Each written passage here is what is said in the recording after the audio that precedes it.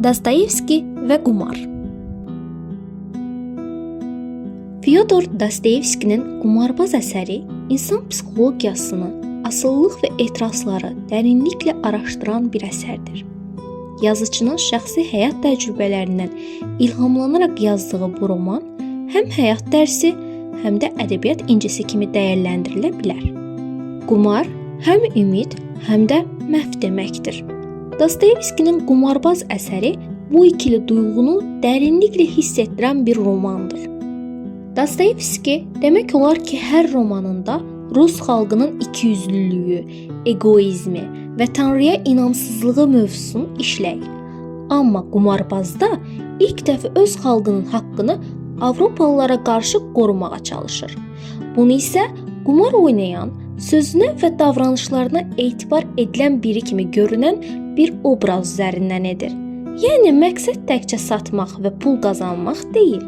Yaxşı bir hekayə tapmağın roman yazmağa yetmədiyini bilən Dostoyevski hekayənin də öz hekayəsi olması lazım olduğunu dərk edən açıq fikirli bir yazardır. Elə buna görə də o Dostoyevskidir. Bəzilərinə görə Dostoyevski bu əsərində Aleksey Ivanoviç obrazına öz həyatından bir çox şeylər əlavə etmişdir.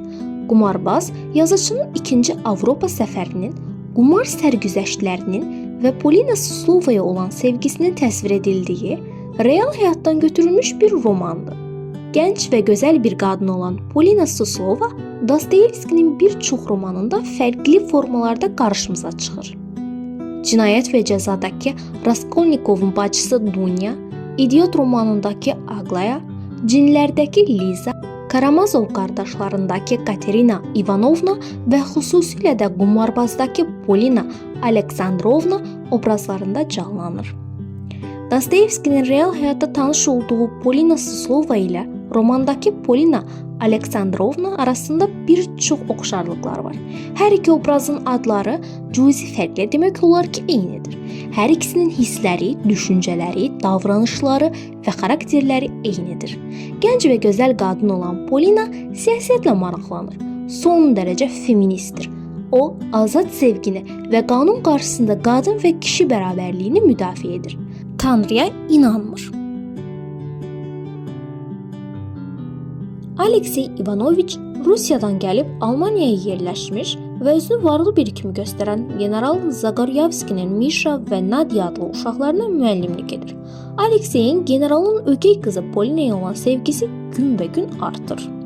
İkinci hissədə görürük ki, Aleksey ilk dəfə qumarla tanış olur. Polinanın pulu ilə onun adından rulet oynayır.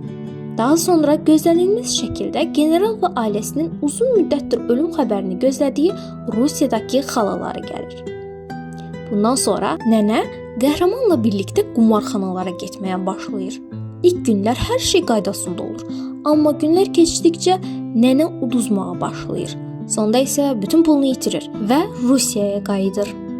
Qəhrəman Polinaya kömək etmək üçün əlindəki bütün pullar rulet oynayır və bəxtin yardımı ilə 200.000 rubl qazanır.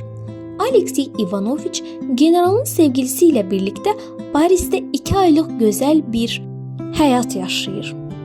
Və elə burada Aleksey Ivanoviç bütün pulunu general və Matmazel Blanche'ın toy xərclərinə sərf edir və 5 parasız şəkildə Ruletburqa qayıdır. Borcları səbəbilə həbsxanada yatır. Azadlığa çıxandan sonra isə bir varlıya qulluq edir. Hamburqda qumarbaz həyatı yaşamağa davam edən Aleksey Ivanoviç hekayəni bu sözlərlə bitirir. Sabah hər şey bitəcək. Sabah. Kitab başa çatdı, amma yaşantılar həmişə eyni qaldı. Dostoyevskini oxumaq və anlamaq üçün onun həyatını mütləq bilmək lazımdır. Onun hər bir kitabı həyatını da öz içində gizlədir. Oxuduqca anlayırsan ki, Dostoyevski sadəcə yazmayıb. O yaşamış, hiss etmiş və bizə çatdırmışdır.